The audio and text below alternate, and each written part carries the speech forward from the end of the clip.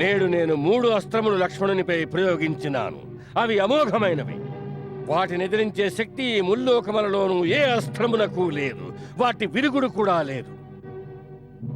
అది అంతిమ నిదర్శనము. అది చూసి నాకు విశ్వాసము కలిగినది. అతడు మానవుడు కాదు, సాక్షాత్తు నారాయణుని అవతారమేనని. అందుకని నీవు నీ తండ్రికి ఉపదేశము చేయడానికి వచ్చినావు. ఓ తండ్రి, నీవు ముల్లోకములలోనూ తమ విజయ డంకాను మ్రోగించి అఖండ యశస్సును సాధించినావు. నేడా యశస్సును ధూళిలో కలిపివేసి ఆ వనవాస భిక్షుకుల చరణముల వద్ద వెళ్లి కూర్చో అని. ఇంద్రజేత్, జ్ఞాపకముంచుకో, ఎవడైతే స్వయముగా తన చేత్తో తన కీర్తిని ధూళిలో కలుపుకుంటాడో వాడిని దేవతలు కూడా గౌరవించరు. పైగా వారు రావణుడు మృత్యుభయంతోనే అపజయమును స్వీకరించాడంటారు. నన్ను ఆశీర్వదించండి తండ్రి. ఒకవేళ నా మృత్యువే లిఖితమైతే నేను సగౌరవంగా ఒక వీరుని వలె ఎలా మరణిస్తాను అంటే రాముడు సైతం నా వీరత్వాన్ని చూసి అవనతమస్తకుడవ్వాలి.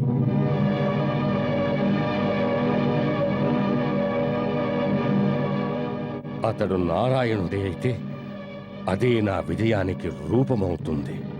నీకు జయమగుగాక ఇంద్రజేత్.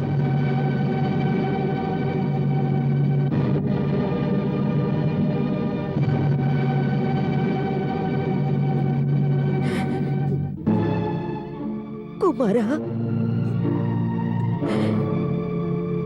వారు సాక్షాత్తు భగవంతులని నీవు గుర్తించినావు కనుక నీవు ఒక్కడివే వారిని శరణు కోరి వెళ్ళు. ముక్తి పదమున ప్రాణి ఒంటరిగానే వెళుతుంది. ఈ అవకాశం ఏ ఒక్కరికో లభ్యమవుతుంది. వత్స, నీవు ధర్మ మార్గమున పయనించు.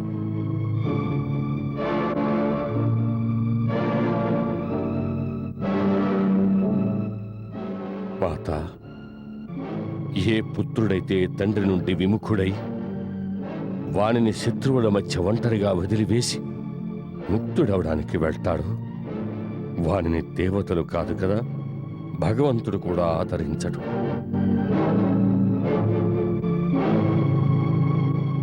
ధర్మ మార్గాన్ని ఉపదేశిస్తున్నావా మాత? పుత్రునికి కేవలం ఒక్కటే ధర్మ మార్గమున్నది. తన తండ్రి చరణముల చెంత తన సుఖాన్ని, సంపదల్ని, వైభవాల్ని, అంతెందుకు తన ముక్తిని సైతం బలి చేయవలసినది.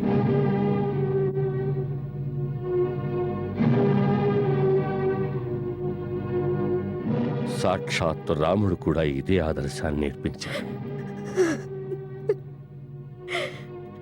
మాత, నా వల్ల పొరపాటు జరిగితే క్షమించండి.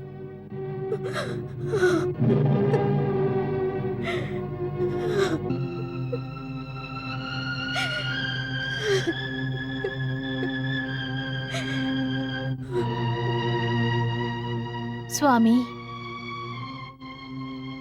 కర్తవ్య పదమున పయనిస్తున్నారు. నేను ఆపడం లేదు. కానీ వెళ్లే ముందు కేవలం ఒక్కమారు నా వైపు చూస్తే నష్టమేమీ లేదు కదా? లేదు సులోచన, నేను భయపడేవాణ్ణి. ఒకవేళ నీ అశ్రువులు చూచి నా ధైర్యము సన్నగిల్లుతుందేమోనని.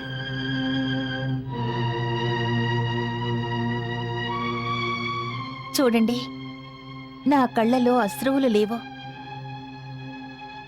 భార్య కర్తవ్యం ఒక్కటే, భర్తకు కర్తవ్య పాలనలో సహాయం చేయడం, అతడి ఉత్సాహమును పెంచడం, తన ప్రేమతో నిర్బలుణ్ణి చేయకపోవడం. భార్యాభర్తల సంబంధం జీవన్మరణాలతో ముడిపడి ఉంటుంది. మరెందుకు దుఃఖమో? వెళ్ళండి స్వామి, తమరు తమ ధర్మాన్ని పాటించండి. అందులోనే తమ విజయం ఉన్నది. నేను సదా తమతోనే ఉన్నాననుకోండి.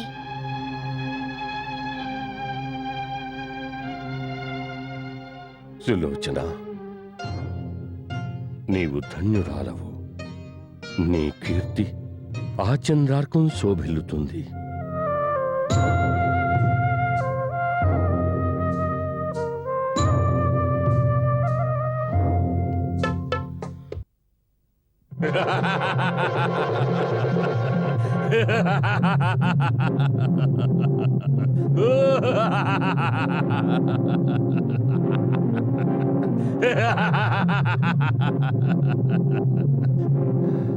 లక్ష్మణ, నేటి యుద్ధము నీకు నాకు అంతిమ యుద్ధం అవుతుంది.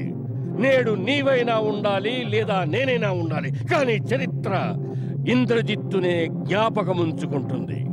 యుద్ధంలో భగవంతుడే ఎదురైనా సరే ఇంద్రజిత్తు ఎన్నడూ వెనుకంజ వేయడు. శత్రువులపై ఎలా దాడి జరపాలో అలాగే దాడి జరుపుతాడు.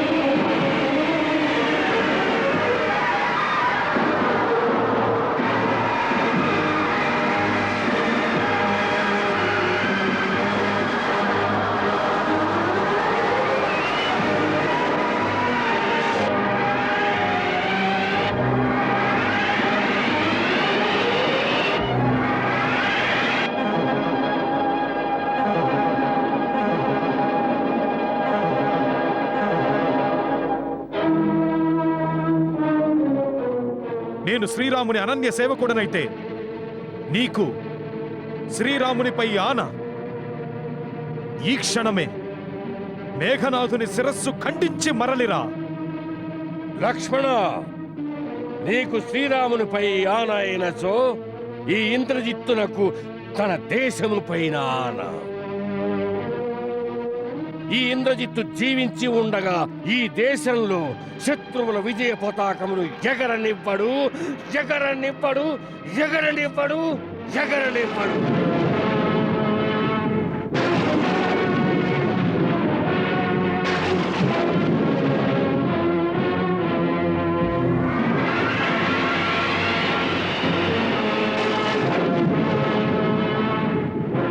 ఎగరనివ్వడు, ఎగరనివ్వడు, ఎగరనివ్వడు.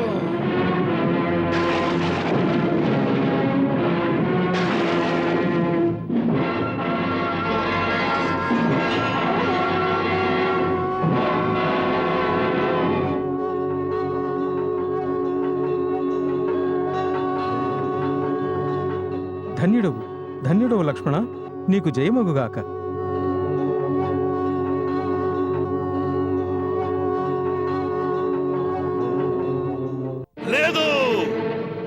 సత్యము కాదు, ఇది అబద్ధము, ఇది అసంభవము. సూక, ఈ అబద్ధపు సమాచారము తెచ్చినందుకు నీ శిరస్సును ఖండించవలసినది, శిరస్సును. లంకేశ, ఏమి చేయుచున్నావు లంకేశ? నీ దూత శిరస్సును నీ చేతులతోనే ఖండిస్తావా? ఈ శోక సమాచారము సత్యమని ఎందులకు అంగీకరించుటలేదు?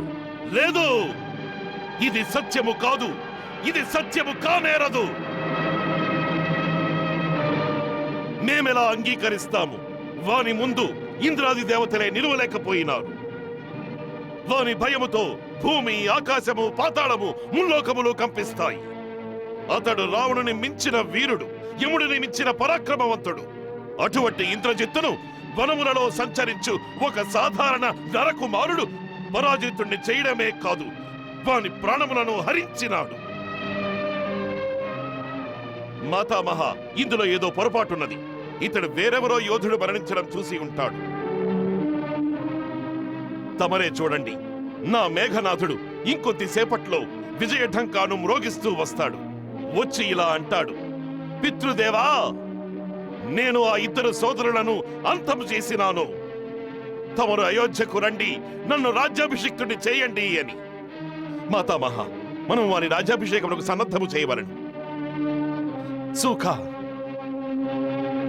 నీవు ఈ క్షణమే వెళ్ళి కోశాధ్యక్షుడితో చెప్పుము, యువరాజు ఇంద్రజిత్ విజయోత్సవమును జరిపించడానికి రాజ్య కోశాగార ద్వారములను తెరిచి ఉంచమని. వెళ్ళు.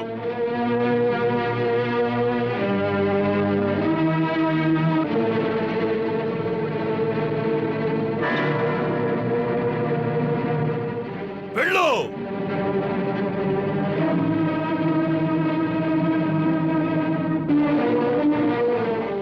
మా ఆజ్ఞను పాలించు. సుఖ, మా ఆజ్ఞను పాలించు. సుఖ, నీవు విశ్వాసఘాతకుడవు, విశ్వాసఘాతకుడవు.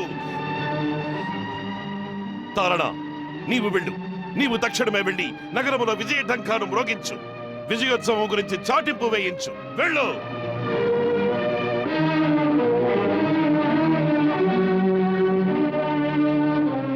వినలేదా నీవు? మా ఆజ్ఞను పాలించు. మా ఆజ్ఞను పాలించు. మా ఆజ్ఞను పాలించు. మా ఆజ్ఞను పాలించు. ఆజ్ఞను పాలించు. మహారాజా, తమరేం చేస్తున్నారు? ఎందుకు అర్థం చేసుకోవటం లేదు? తమ ఇంద్రజిత్తుకి తిరిగి రాడు. తిరిగి రాడా? ఎందుకు తిరిగి రాడు? అతడు ప్రప్రథమముగా తన తండ్రి వద్దకు వస్తాడు, తన విజయ సందేశమును వినిపిస్తాడు. ముందుగా మా వద్దకే వస్తాడు, తర్వాతే తన మందిరమునకు వెళతాడు. తను మహా పితృభక్తుడు. ఇంద్రుడు మమ్ములను బంధించినప్పుడు అతడే విడిపించినాడు. తమకి తెలియదా మాతామహ? నాకు తెలుసు, కానీ తమకే తెలియదు. ఆ పితృభక్తుడు ఇక ఎప్పటికీ రాడు. ఎందుకు? ఎందుకు? ఎందుకంటే అతడు మృతి చెందాడు. మృత? అవును, మృతే. ఇంద్రజిత్తు మృతి చెందాడు. మృత్యువా? మృత్యువు మాకు దాసి. తను ఎలా మా ఇంద్రజిత్తును వధించగలదు? మహారాజా రావణ, ఇంద్రజిత్తును మృత్యుదేవత వధించలేదు. తమ అహంకారమే వధించినది. తమరు తమ బల పరాక్రమములతో కాలాన్ని బంధించగలిగినారు, కానీ తమ కామమును అహంకారమును బంధించలేకపోయినారు. నేడు అదే కామ అహంకారముల చేతిలో తమరు అడుగడుగునా ఓడిపోతున్నారు. అహంకారమే తమ వినాశనమునకు మూలము. ఆ అహంకారమే మీలోని స్పృహని ఈ విధముగా శూన్యము చేసినది. ఈ సమయములో తమకు తమ పుత్రుని మరణము కూడా గుర్తించలేకుండా చేస్తున్నది. తమ చెవులు వింటున్నాయి, తమ ఆత్మకు కూడా ఈ విషయం తెలుసు.